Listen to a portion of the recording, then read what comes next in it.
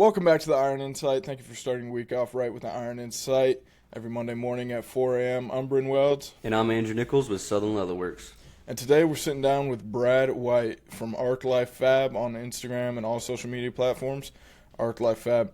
He's a TIG welder and does a bunch of side work with wood and metal combinations. And he's got a pretty interesting story, so let's get into it.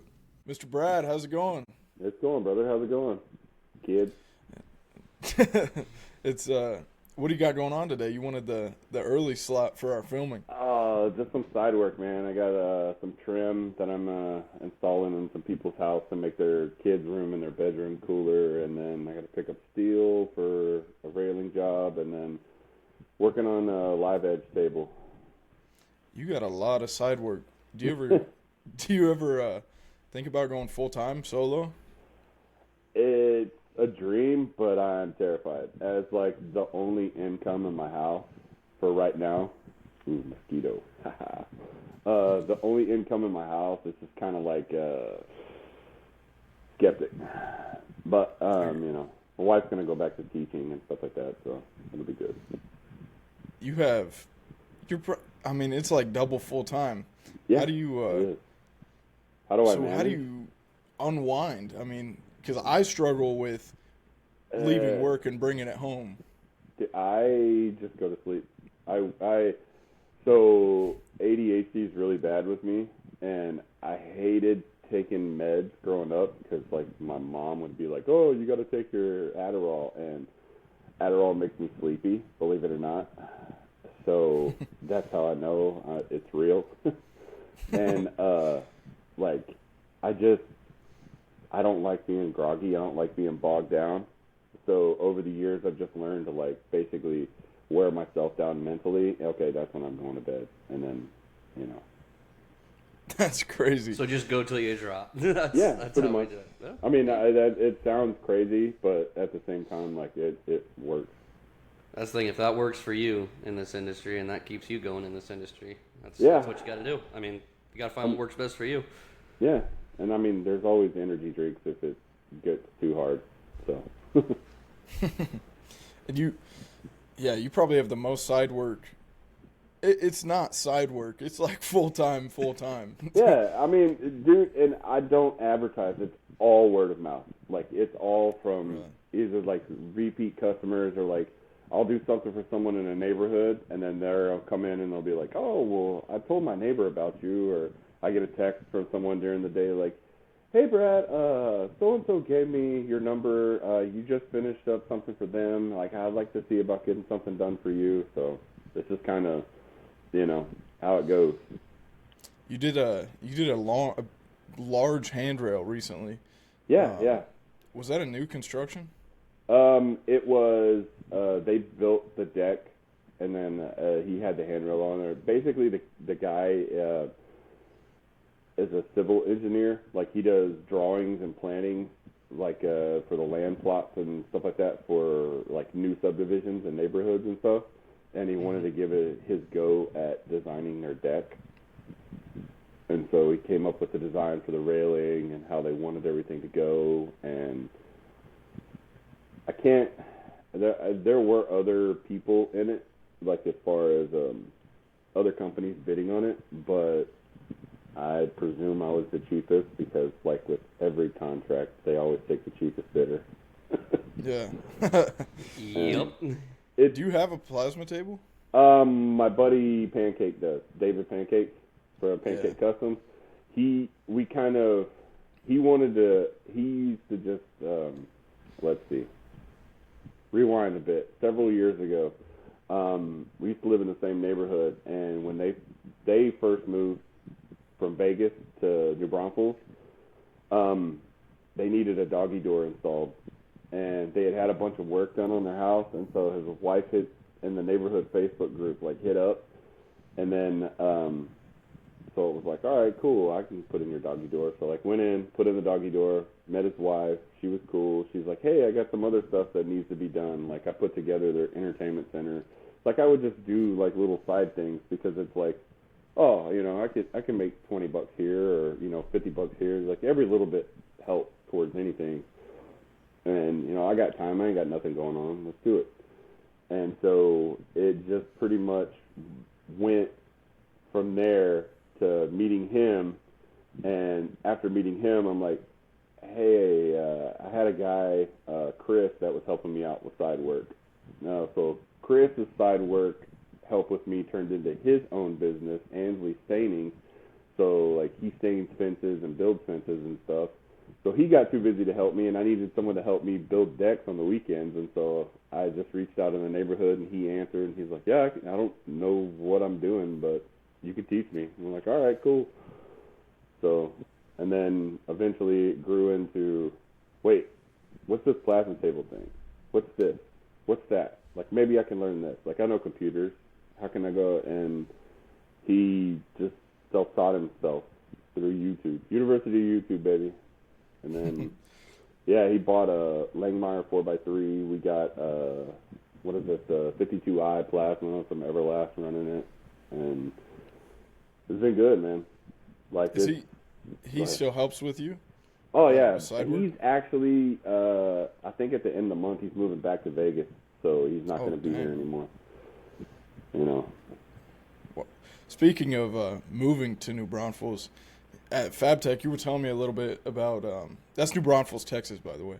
Yeah, and there's only one. FabTech, you were telling me about the population increase over the past couple of years. Oh God, dude, it's let's see, I think it's doubled over the last like 5 years. So it was like 65,000 or so in like 2018, 2019. And now it's like closer to 130. Dang. Yikes. Yeah. Thank you, California. Right if California didn't suck so bad. You're right outside of San Antonio, right? Yeah, well, basically right in between San Antonio and Austin. Oh, man, I'd be in Austin all the time at the mothership. Dude. Oh, dude, we went to the mothership one night, like me, my wife, and another couple of our friends of ours. Oh, dude, the lineup that night was William Montgomery. Who is it? William Montgomery. Gosh, I can't think of his name. He annoys me on Rogan's podcast, but he's actually Duncan Trussell. William Montgomery, Duncan Trussell, Tony Hinchcliffe, and Joe Rogan. And like, dude, Duncan Trussell was so hilarious and so funny, and Tony Hinchcliffe was hilarious, and Rogan was absolutely hilarious. Like, it wasn't that bad. It was like $200, I think, for the table, and then you have like a 2-drink minimum. So for a night, and honestly, I think it started at like 7. It started early. It was like starts at like 7 or 7:30, and we were home before midnight. So for an adult night out, that's not bad. Yeah, it's not bad. Was it a Kill Tony show, or was it? No. It was just like them doing regular stand up. Damn. Totally want to go back. There's been several. I mean, there's been several comedians that have, done pop-ins and stuff, and supposedly, rumored Chappelle's going to be coming through like in August. So I want to go see him. I would love to go see Joey Diaz. Oh, yeah. Yeah, you know what I mean? Like, just I like the brutal comics. I like people that say shit that you're like, whoa, Hey, we should check that. Hey, I Charles, want to watch like that one. I want to watch a lady clutch her pearls in the audience. Like, I'm down for that. Like, say the most obnoxious crap you can think of. Like, piss some people off when you talk. Let's go. Joey was talking about getting a condo down there so he can come more often. He said he doesn't want to move his daughter again, but he wants to be closer to Austin. Definitely. Yeah, I could see that. That'd be cool. I mean, dude, there's been several people that moved here that have actually changed things, like Elon, of course,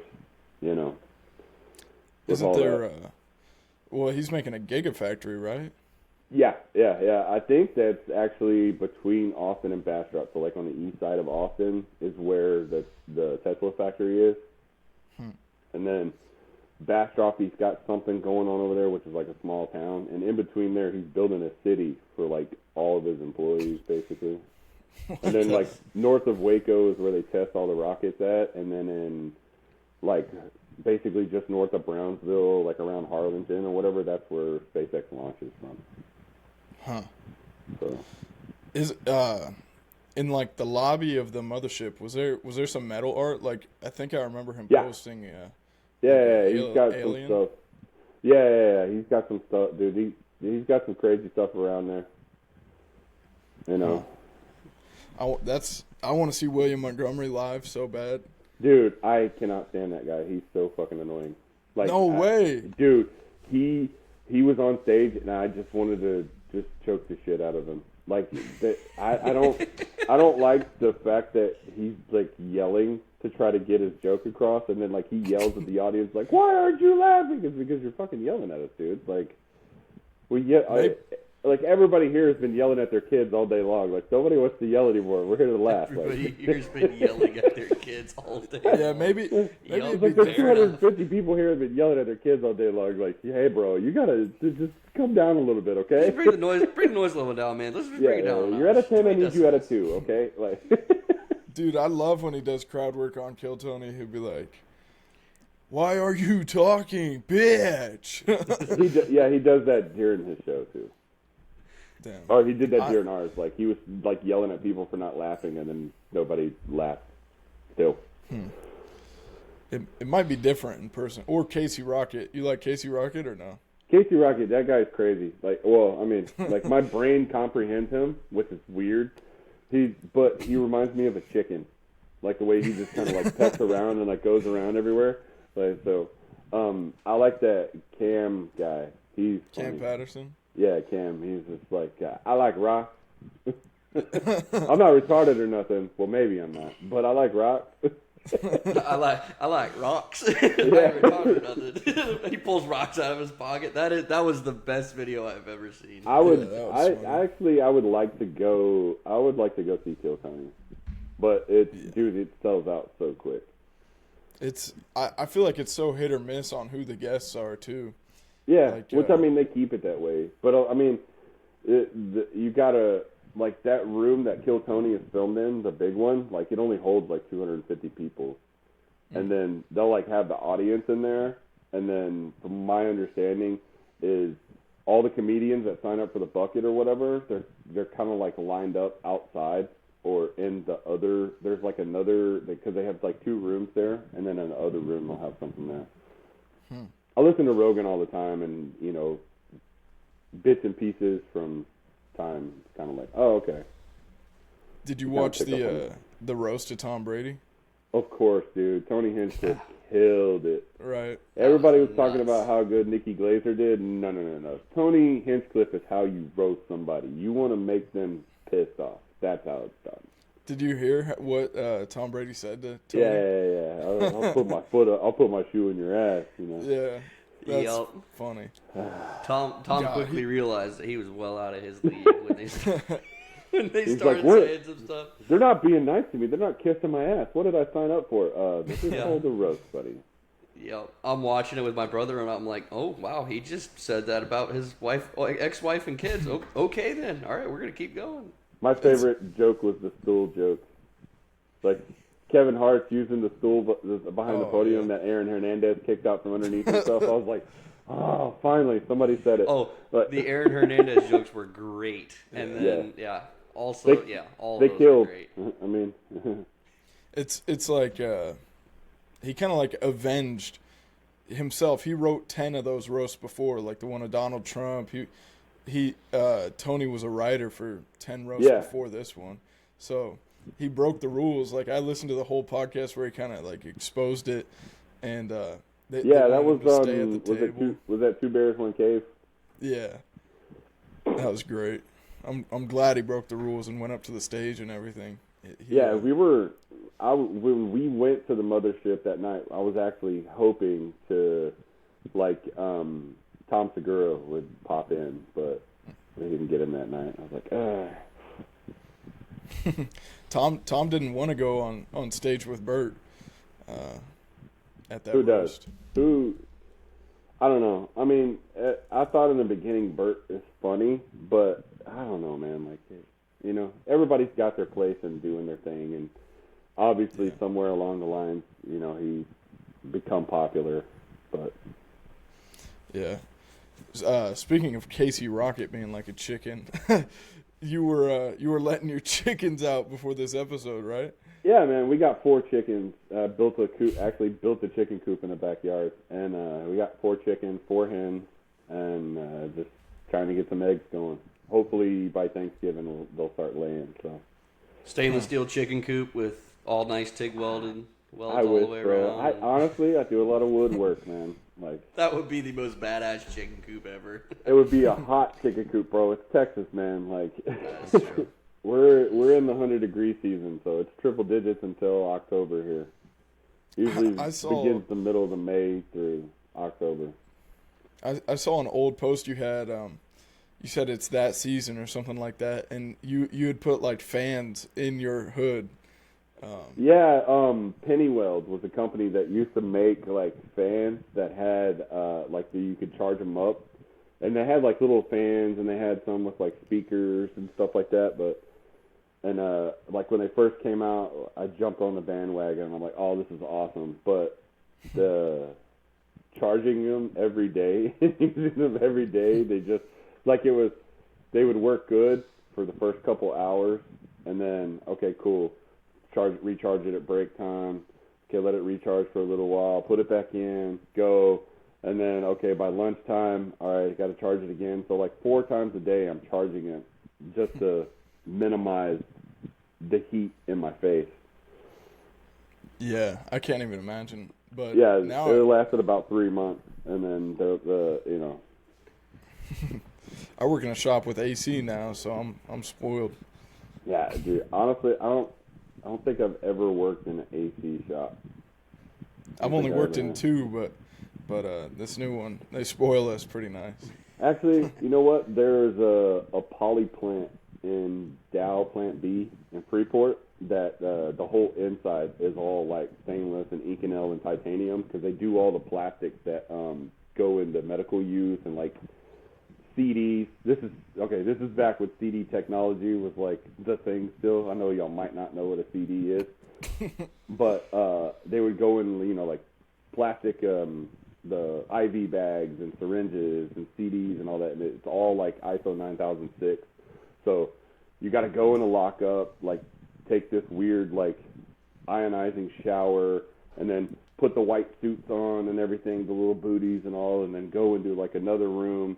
And then go into that little clean room, and then all your tools have to be cleaned and stuff before you can go in there and actually work in a unit. And like that place was air conditioned. Is ISO? What'd you say? I think it's 9006. Is it? Are they? It's is that whatever like the medical side? Yeah, whatever the medical ISO is. We're going right now from ISO 9001 to 91 AS 9100. Oh, okay. For more aerospace and defense contracting. You gotta get your like 17.1, 17.2, 17.3 cert. I have to. Yeah, do you? Oh, I don't know. I don't even know. I just know that's what we're trying to do because we're hiring a manufacturing engineer right now that can hopefully take us to that. Usually, go ahead. I got a good buddy that I would steal from my previous shop.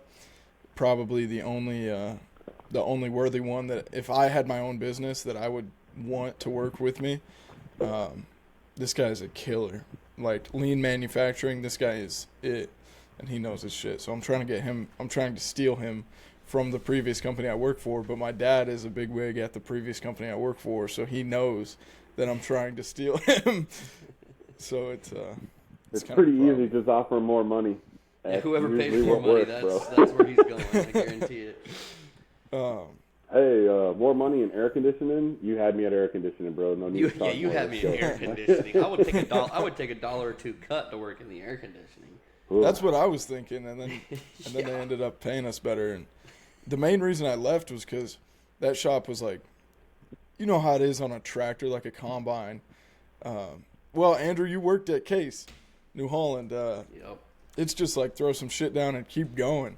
Just stick it together. It's good. Dude, I worked at Alamo here in Seguin, because like the shop I work at's in Seguin, and when we first moved from Austin to the area, like I got a job working there, and it was so like Alamo just does like the big mowers that you see on the tractors, and it's all spray transfer, man. So like everything's like half inch or thicker, and I was there for like 3 months, and it was just like, dude, spray transfer is so easy, and these guys have been doing it for so long that they're just jaded at their job, but they're, like, it was one of those places where, like, you got to get there 30 minutes before work, and they make you stretch and do your exercises before, and then, okay, the bell rings, okay, go to your station, don't leave your station. Well, dude, it's like, you have me right by the powder coating booth, and it's 140 degrees, and they're like, well, just drink plenty of water. And so, like, okay. Oh, my God. So it was like, this is going to be my life. Like, I can't do this. Like, this is, No. I need something more than this. And I think they were using, like, we were using 16th-inch wire and running, like, 26 volts and just flat out just going. When you're like, oh, I need more wire, and they dump off, like, a freaking 55-gallon barrel of wire. Yeah. And you're like, I burned through, like, a barrel in 2 weeks. Oh, my goodness. I was like, dude, this is not good. I got to find something. That sounds like my exact situation and why I left. It wasn't the heat necessarily, but it was shitty management, first off. Here's how I know it was shitty management. Like, for sure, because I was like, man, is every shop going to be like this? You have so many years of experience, right? Is that what it is? No. Here's the I was questioning myself. I was like, is every shop going to be like this? Is every management team going to be like this? And then I was like, fuck it. I'm going to take this job. I know the owner of the company I work for a while because he coached my brother in T-ball. Used to work at a record shop that my dad used to go to all the time. Like, my dad and him were in similar circles. So at my past job, I was like, this can't be the norm of management. And I go to put my 2 weeks in. Okay, plant manager's gone, HR's gone, my supervisor's gone, my interim supervisor's gone, and the manufacturing or the production supervisor, he was gone too. So everybody I could have put my 2 weeks into would have been like laser supervisor or somebody like that. And they were all gone. I gave them a month notice because they were all gone. Wow. So I usually give a 2-day notice. Like, today's my last day. Like, I'm out. My last day. That was me at Case. I gave them 5 days. It was like, I'm stretching every morning for those first 5 days, and I'm like, you know what? Fuck this. I'm going back to Florida. I had to go hunt down my supervisor. I said, hey, man, this ain't for me. I'll see y'all later. He's like, well, and he was like, whoa. I was like, nah, man, I'm gone. This shit sucks. This is awful. Like, I remember when you did that. Before we moved to Seguin, I was working at a place, Falcon Containers, and so it was like building shipping container houses, and we had finished up this giant contract for like building up training facilities outside of Clovis, New Mexico for the military. So it's like building breech doors and stuff for them to kick everything, but at the same time you're like having like little mounts up so they can video everything, like train for drone strikes or train for drones with like ground troops. And it was crazy, man. It was something like 6,000 structures that we built. We're stacking them together, making them look like a school, and then at the same time we'd have special projects like building high-end shipping container houses for places. And like, it comes to the end of the contract and they're like, hey, but at the time, like, my wife and I had already moved to Seguin, which was like 45 minutes south of Austin, just because Austin's getting too crazy. Like, it takes you an hour to get anywhere. Like, we're trying to go a mile and a half to the grocery store. It takes an hour just because there's so many people there. So we're like, let's get out of here. But this is like 10 years ago, or longer than that. I don't know.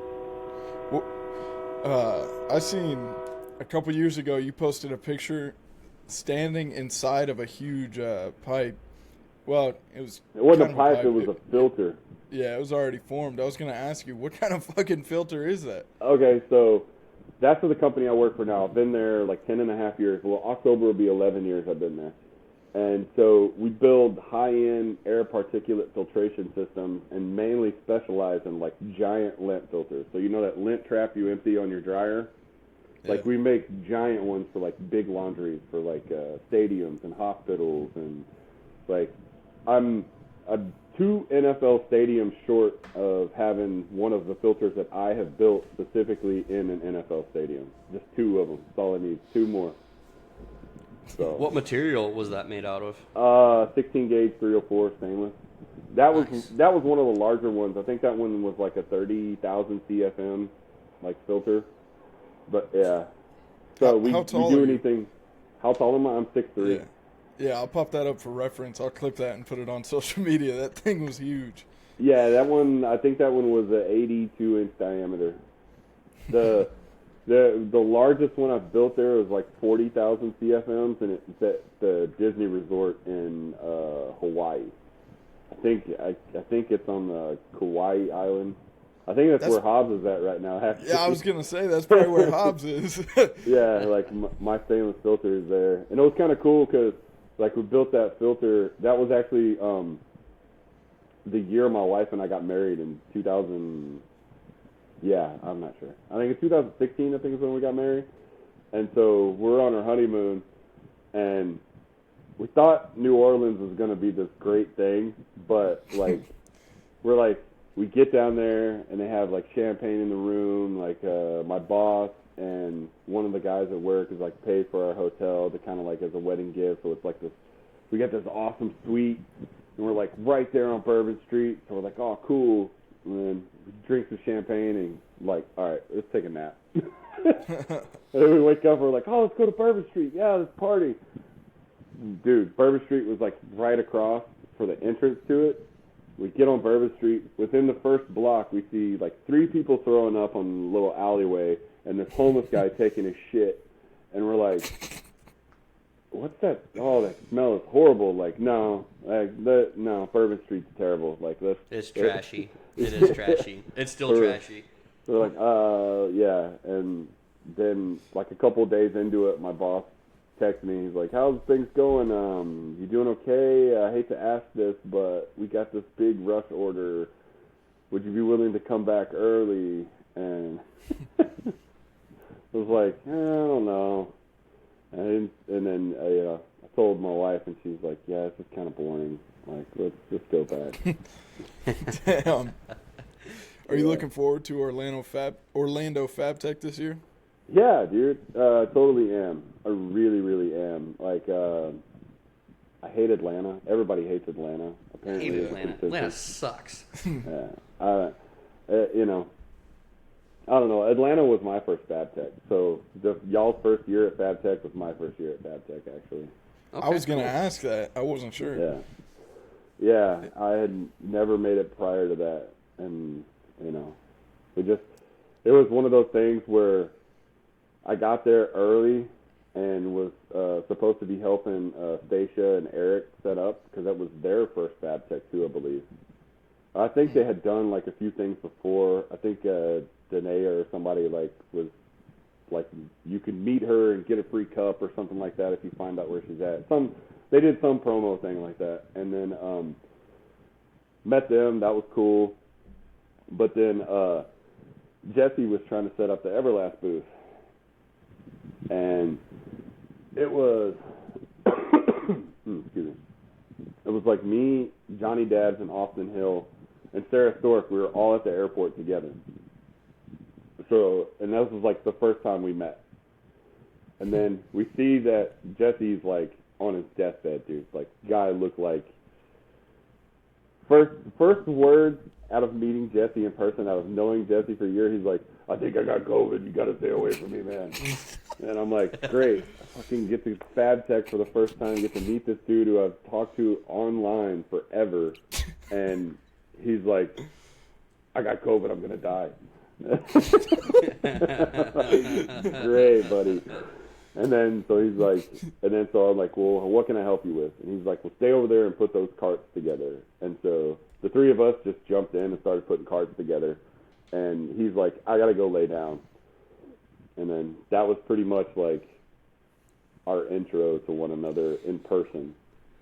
And then, then you fast forward to Chicago Fab Tech the next year, and it's like, I'm flying to Kansas City, we're loading up the truck at the Everlast school, and then then he's like, let's just leave tonight. And I'm like, all right. He's like, I'm good. I'm going to get Red Bull and a pack of cigarettes, and like, we can make it to Chicago. Let's just get there a day early. And, that was fun. Tell us a little bit about how that went at Chicago. Oh, dude. Keep in mind, I am just the unloading muscle.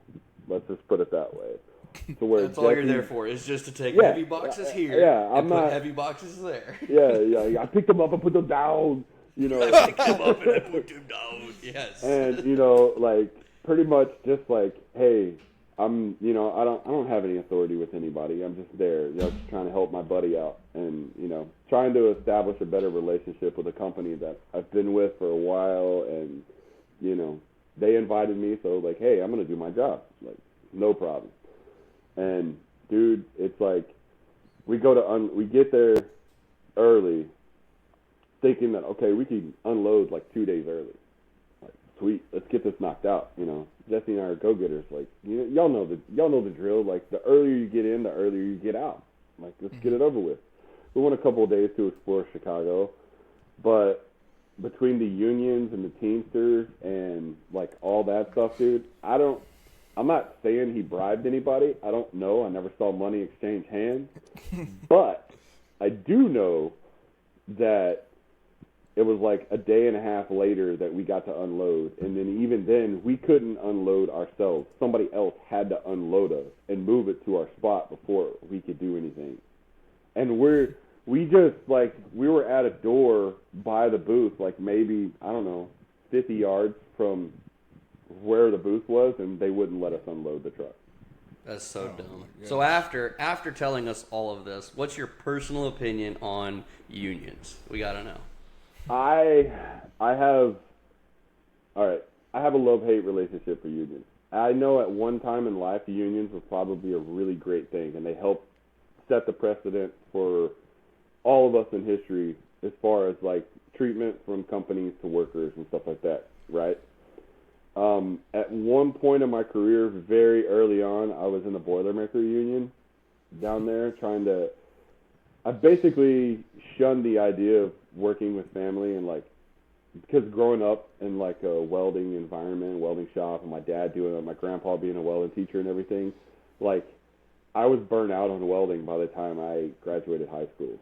And I was like, yeah, I'm not going to be a welder. So I did scaffold building for a little bit. And then scaffold building to me was really easy, but I don't like height. So so I did like scaffold building for like a year, and then we were on a turnaround, and we were in a shop, like a weld shop in a unit, and these welders were like talking shit to another guy, and my dad was one of the guys in there. My dad goes, I bet that scaffold builder over there can out-weld everybody in this room. And the guy's like, there's no way. That scaffold builder can't do anything. He starts running his mouth, and he's like, what do you think? And I'm like, oh, me? And I'm like 19. I'm like, yeah, dude.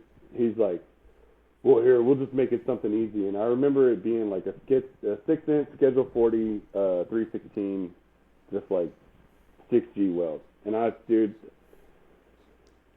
had been sitting in my grandpa's classroom since I was 6, man. The first process I ever learned was DC aluminum TIG. Okay. Yeah. Because after school was his advanced, like after I got out of school in the afternoons was his advanced TIG class. And so I would sit in his advanced TIG class, and I would have to sit at the front because I'm this jittery, nervous little kid that can't sit still, and he, got to keep me in line. So yeah, like DC TIG alley was the first thing I learned at like 6 years old. And so, I rocked that 6G test, and the foreman saw me, and he's like, "Hey, you want a job? Why are you building scaffolds?" And I'm like, you know. And he's like, "Well, you got to be certified." And I'm like, "Actually, I am certified in welding." And the guy's like, "What?" I'm like, "Yeah, like, you know." And then he's like, "Wait a minute." And my dad's name's Bob, well, Robert, but he goes by Bob. And he's like, "Bob, that's your boy?" And he's like, "Yeah, that's my son." He's like, "Why the hell is he not working for you?" And he's like, you know, kids and so yeah, like the union guy offered me a job. So I was like, yeah, I'll go work Boilermaker Union. You know, it's like I was making like $27 an hour as a scaffold builder, as a crew leader, and this guy's offering me like $40 an hour to be a welder. I'm like, yeah, let's go do it. Yeah, I'll be happy. I'll be happy for a $13 an hour difference. Yeah, I'll make it work. So my issue with unions was the dues. So I'm having to pay them to keep working, right? So not only that, but they wouldn't let me weld straight up. Like I had to go through their apprenticeship program and do all this. So I'm sitting in the classroom and I'm like, I already learned all this shit, you know? Like I've already been through this with college. That's why college didn't work for me, because here I am going to college and I'm like, you're teaching me everything I've already learned the last 4 years in high school. Like why, like stop, teach me something new. I'm paying you. Like, let's go. So, yeah, and so I went through all that. I went through their apprenticeship program for like 2 months, tested out, did good, was welding on a turnaround. Then there's like a lull in between. Well, I didn't know during the lull I was still having to pay my dues because I'm not working. So the next thing comes up to work, and they're like, "Oh, you missed the sign up for this turnaround. We'll catch you in a week. You know, like we haven't received your dues." So I was like, "All right, fine." So I go and hit up somebody I know in another shop to work, to get some extra work so I can pay my dues. I go into that shop and I'm working. As I'm working there that day, a union steward walks in and sees me and is like, "You're not authorized to work in here. So you're kicked out." So yeah, 6 months in the union, I got kicked out because I was trying to work because I didn't have any work. Wow. So that's my love-hate relationship for unions. That's awful. So Yikes. I mean, I get it. There's rules and there's regulations and stuff, but it's just not. And the funny thing about all of that is like a year later or so, there was a giant union strike in the Dow plants down there, to where like all the operators and stuff like did this lockout, and so we were locked in the plant. So like we had cots that we slept on, like air mattresses and stuff. They were feeding us 24 hours a day. We were working. We were on call around the clock, and like locked in because they were busting us in at first. And these dudes through the picket line were like throwing rocks at the bus and like beating on the side of the bus with baseball bats. Like, "How dare you scabs? How dare y'all come in?" And so, like, They're a bunch of pussies. I think it was like 4 months or 5 months we were locked in the plant and like couldn't leave. Like just locked in working, you know, something would go down and they're like, "All right, here you go." And then, yeah, it was wild, dude. What the hell? Speaking of what you learned first, that DC aluminum TIG, you do a lot of DC TIG, but yesterday you slicked out some aluminum. So yeah, man. What is your favorite process and material? Stainless. Stainless will always be what I'm best at and what I'm good at because I've done so much of it.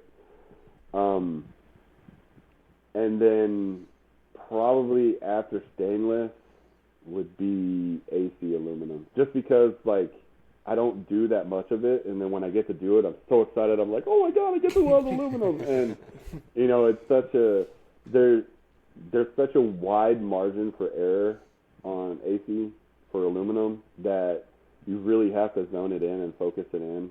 And so it just, to me, it kind of presents a really big challenge. But I mean, when I worked in the plant and I was welding them down there, like I was the alloy guy, like Hastelloy, Monel, Inconel, titanium, like all those pipes, aluminum pipe, like all that stuff, like that was like my thing. And it's like I'd get carbon steel and just kind of like turn my nose up at it, like, oh, I'm too good for carbon, But your impressions are pretty good. You just did a good one at Jesse. So I want to say a sentence, and you got to finish it. And I know you're gonna know it. Oh god. Ready? Is it my get to the chop saw thing? Hey, let's do some miter cuts. Hey guys, let's do some miter cuts. All right, come on, get to the chop saw. Get out, do that. The chop saw. It still pops up on my Facebook from Everlast. Yeah, dude, that was fun, dude. That was like my first intro to. Is that wind blowing, like making a noise, and my phone's getting hot here in the garage? That was like Everlast had asked me to go to Tampa to film some videos, and they're like, I need 8 ideas for videos, and I'm talking to Todd and like talking with Jesse, because Jesse had gone before me, and like talking to Mark Winchester a little bit. Like, hey, what should I do? And everybody's like, just do what you do. And I'm like, I don't know what the fuck I do, I don't know what to teach anybody, like I'm a fabricator. I'm not a welder, like I don't really weld worth a shit. I fabricate well enough to where my welds look good. So, okay, let's do some fabrication stuff, and let's, do some stainless repairs, and let's just kind of go from there. And so, that was a very interesting trip, because I flew in on a Friday and left on a Sunday. So I get there like 3:30 or so on Friday, and take the Uber to like the Astra, well, where Everlast was, because it was the same place that Weld.com was. So like Todd and Bob like started Weld.com, like it's in the same like back of the Astaris like consumables or whatever they are. So you walk through this giant warehouse of like every consumable imaginable, like through this giant warehouse. And then in the back there's like this little area, and there's like this little booth that's the Everlast booth, and there's like several booths where I've seen like, oh, dude, I've seen Bob weld here. Oh, I've seen Redbeard do here. Like, Man Cub. And then, like, Man Cub was there. And so I got to meet him. And then, like, Bingo was there, Brian Legalio. And so, like, you get to the, meet Todd and all that. And I'm like, all right, well, somehow, some way, I decided that my first video was going to be aluminum spool gun, like how to set up an aluminum spool gun, and I had never done it before. Like, never done it before.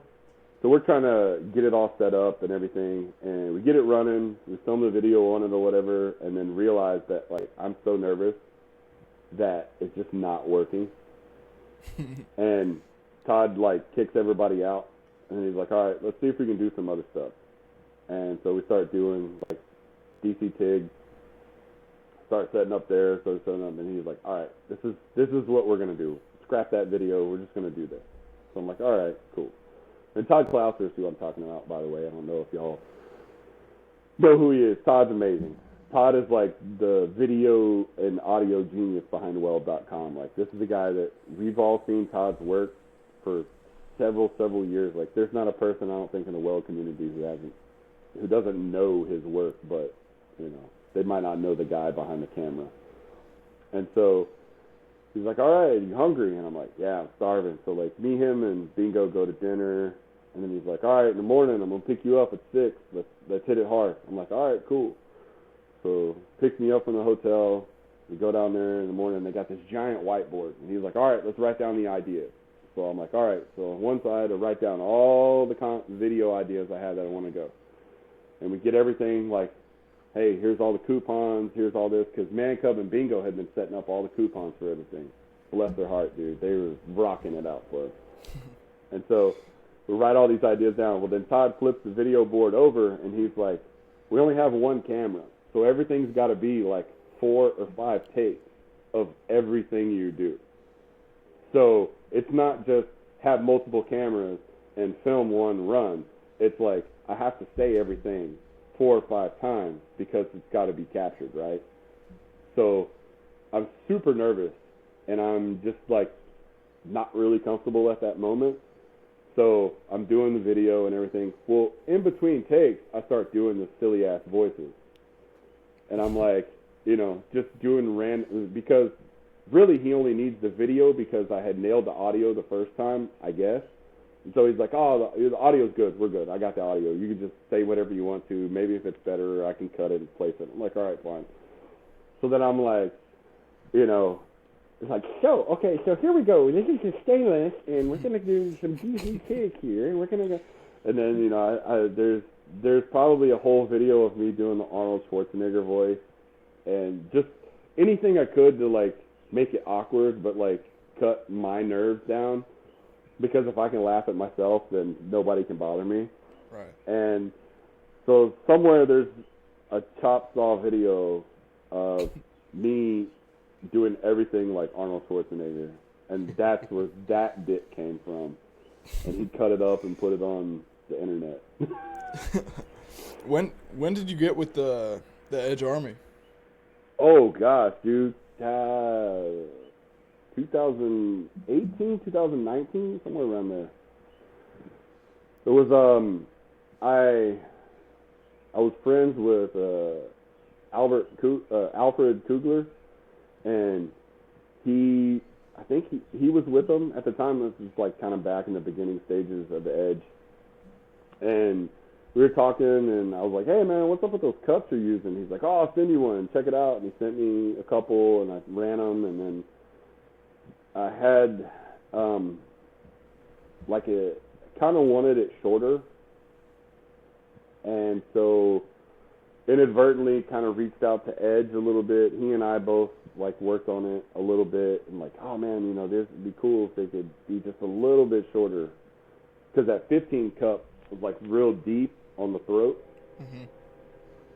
and so I wanted it shorter, and reached out and started talking to Stacia, not really Eric, but started talking to Stacia, and she's like, yeah, we could do custom cups, and and eventually somewhere along the lines it started being like, oh, we have a team, and I'm like, yeah, that's cool, it'd be awesome to be sponsored, like I don't know what that's like, it's, you see dabs and all the guys, and you're like, oh man, this is cool, these guys are sponsored, like it'd be cool one day to be sponsored, and then it just happened, and you're like, what the hell? Like, how did that happen? Like, what? And it wasn't even called the Edge Army then. So we get further into it, and then we start developing the shorter cup. So we check it. Okay, well, maybe it needs to be 3/16 of an inch shorter. Let's go half an inch. Oh, okay, half an inch is too much. We're still getting a lot of turbulence because of the way that it flows out the edge of the cup. It needs a little bit of stability when it comes past the screen, so that way it doesn't like fold in or push out too much. So that way, because if it pushes out too much, you get that outside atmosphere sucking into it, so it contaminates your puddle. So, thus, several trials later, the Shorty series was born. And that's how the Shorty series of Edge Cups came. But Stacia said that they had already like done it prior to that for other people, like several. So it wasn't really like our idea, but it kind of became that way. And then we're both on the team, and we're like, oh, it's so cool, we're sponsored, And then he's like, oh, but it's got to have a cool name, like the Blue Demons got their thing, so and so's got theirs, and so it was. Dude, there was several names thrown around, and I think it was him that finally came up with Edge Army. Let's call it the Army. Let's call it the Edge Army. And I was like, I don't know, man. Like, let's, I was trying to push for something. I don't even know what I was trying to push for, like some weird stuff. So. The way you're talking about sponsorships, how it kind of just comes over time. That's exactly right. It was so random. Yeah. In Atlanta after FabTech, like literally right after the show, I texted Oleg, and I was like, hey, it was nice to meet you, yada, yada, yada. And he was like, you too, bro. You want welder? That's how that went. And then mine was more of, dude, Oleg's a trip, dude. I love that guy. Legend. Bro, hey, bro, I got you, bro. Hey, bro, hey, buddy, bro, come here, bro. Yeah. Yeah. Oh my gosh. Him and Jesse have unique voices. That's so funny. But Jesse just sounds like he looks. How he looks? Yeah, Jesse, I think, sounds exactly like he looks. Yeah. Yes. Jesse sounds like he's been working 16-hour days his entire life, and he's just like, oh, I'm fed up with everything, bro. Oh man, this is just, you know. Dude, you're His good face at definitely impressions. matches his voice, no doubt about it. And the way he showed up to that AWS gala after the Chicago Fab Tech, that is definitely Jesse. Dude, there was a point in time in history where Jesse and I were DMing one another back and forth, and we were like, man, it would be so cool one day for us to be sponsored. Like, oh, this would be so cool. Like, it'd be the coolest thing ever, you know, like, because here we are thinking that, you know, you get sponsored by a company and you just get all this free shit, you know? And then, you know, and so it's like, all right, yeah, man, it'd be so cool. And then it happens, and we're like, whoa, wait a minute, what? And then Jesse just pretty much took off with it and ran with that opportunity into, I don't know what he is now, like Chief Welding Officer is what he said his Chief title Welding was. Officer. That's Okay, I could see that. That makes sense. He said that's what everybody calls him, but Yeah. I can't remember what his BWO. official title was. Yeah. Yeah, you know, it's just cool to see your friends and the whole community of things. Like I remember at one point in time, because like Mark Winchester and Jesse's styles are so different for AC welding, that they both thought each other hated one another, right? Yeah. And it turns out they're the same damn person. That's kind of he told us a little bit about that, how him and Mark hated each other. Now they're both the tech support for Everlast. Yeah, dude, that's a cool gig. That's a dream team. Yeah, dude, like I don't know, man. Like I've talked to so many people behind the scenes throughout the years. It's just kind of crazy that how things come and go. Right. Yeah, I mean, how long have you been with Everlast? I think since around the same time I've been with Edge. Was it a 210 EXT? Was that your first unit? No. 325 EXT was my first unit. Oh, dang. You still got it? Yeah. But, I mean, it's just kind of cool to see from the other side of the curtain. You really realize how things are different from, you know, like the everyday welder. You buy the product, you use the product, cool, okay, cool. You see the people or whatever. And it wasn't really until, like, there was this young kid, Tanner McDonald, that started working at the shop, and he's like, man, he was showing me pictures of weld porn. And I think it was like 2015 or something like that. And I'm like, I could do that. And he's like, you could do that? I've seen your welds, man. Like, I don't know. And I'm like, no, dude, I could do that. And I, like, adjusted the machine and then just laid down this perfectly gold dime. And he's like, whoa, dude, you really can do that. You should get on the internet and show your pictures of welds. And I'm like, Well, then, like, I started Googling, like, weld porn and looking at all that stuff. And it just kind of like, oh, well, maybe I could show some things here and there. And just kind of, like, fell into it, pretty much. Huh. And so. Now you're here. Now you're here.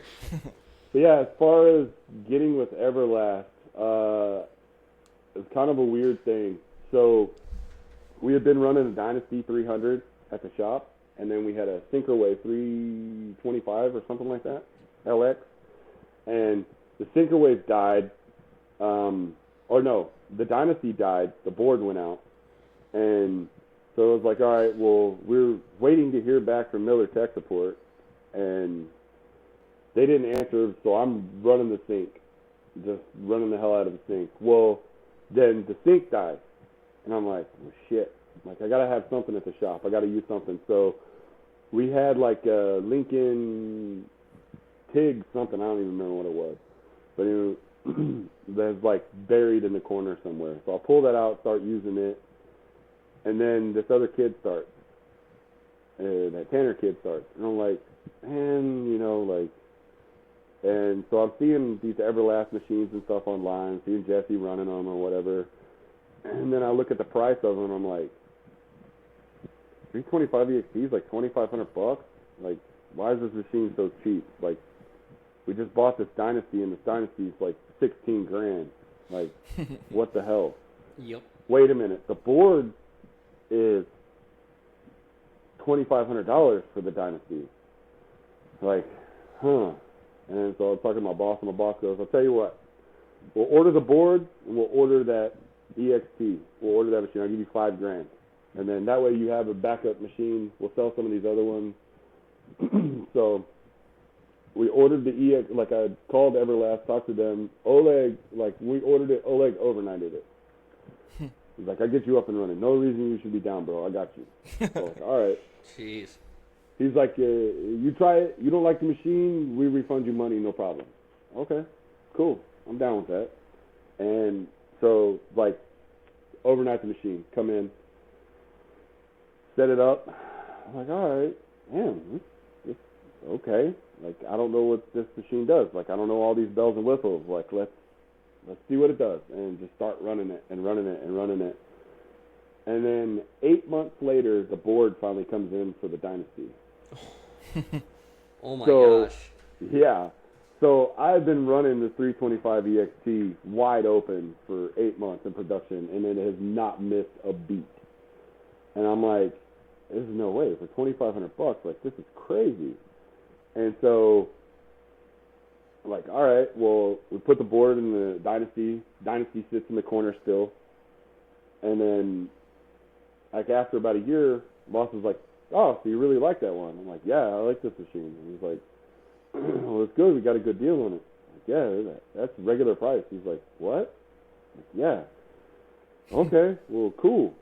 And like, it just started running and posting with it. And then eventually they reached out to me. Huh. And was like, hey, you want to film some videos? I'm like, sure. And then from there, I think in that meantime, one Christmas, I wanted to get a TIG welder for the house. So my wife, my mother-in-law, and my dad, all three of them went in on a 206 SI. So it's DC TIG and plasma. So that way I had a plasma cutter and I could do DC TIG at the house. And then that was like the first machine I bought. And then the 210 EXT I have was actually given to me. From who? And then, like,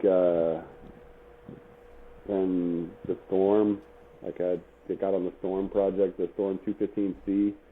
Like, they sent me one of those and were like, find the problems with it. Run the hell out of it. So that's what happened. Well, we got about an hour of good footage, Brad. Here's one question we ask every guest before. What music I listen to? Yeah, while you work or That's our question. 90s punk. 90s punk. And if it's not 90s punk, then it's metal, bro. Like, That fits. Yeah. That fits. I saw you. Yeah. You made a post I can see about. I don't know how to pronounce it properly, but my dad listens to it too. Rammstein. Rammstein. Dude, so a little side note. I used to do like touring with bands, like being burnt out in the weld industry. Like, my dream was to be a musician, right? So I had played guitars and had like punk bands going on, and occasionally we do not occasionally, like 2 or 3 times a month we're playing shows in Houston. Like, we're gaining a following, we're doing really good, things are going good. And we're like, we got to record an album and then we're going to get signed. And then you don't realize how much of a failure is in the music industry as opposed to so like, I moved to Austin. We get to Austin and I'm like, I'm the best guitar player, like punk guitar player in like the Houston area. Like, in my brain, I'm not. I'm like 24. And so, like, it's just like, okay, cool. Well, I'll go and go to this club. 2 minutes into the club, this dude's up on stage. I remember him playing JT Coalfire, and it's like an open mic guitar thing. Dude is just like killing it, bro. Like just murdering a guitar, and I'm like, yeah, okay, so I can't do this. I'm a failure, but I'm not moving back to Lake Jackson. Like, forget that. Like, only losers move back home. I'm gonna stay in Austin, and so I started. My first wife at the time, her cousin, did live sound and stuff for bands, and he kind of hooked me up with a gig and learned how to run. Like, I knew how to do sound and stuff because I'd had PAs for my band and like knew how to mix a little bit, but didn't really know how to mix. And so he like taught me, and I was working at like Antones and Stubbs and like Austin Music Hall and stuff like that, like running sound for bands like. Tons of bands, like pretty much anybody you can think of. So, but yeah, we did the Rammstein concert one night at Austin Music Hall, and you talk about people setting shit on fire. It was like, dude, like these guys are. I think they're like actual stuntmen or something. I've heard the rumor. I don't know if not, but like literally set the entire. They bring in this stage and everything, and set the entire stage on fire, and are performing while standing in fire. Like, no exaggeration. And it's just like, holy shit, this is crazy. Huh. Yeah. Well, we appreciate you coming on, Brad. Thank you so much. Thank you, everybody, for listening. Thank you for starting your week off right with the Iron Insight every Monday morning at 4 a.m. Every last link in the show notes. Any TIG-capable machine you order comes with the Nova Torch and TIG pedal upgrade. Edge Welding Cups, code BRYNWELDS15 through the link in the description, and Mr. Andrew. No, and they code ArcLifeFab15. All right, shameless plug from him. Shameless you can plug, use whatever you plug. want. Well, I'll put both the links in the description too. And you can find any and all Southern Leather Works links in the bio for all your custom leather products and custom welding hoods. Mr. Brad, we really appreciate you taking the time this morning after letting your chickens out to come on this show and talk to us. Thank you very much. All right, guys. Have a good one, man. You too.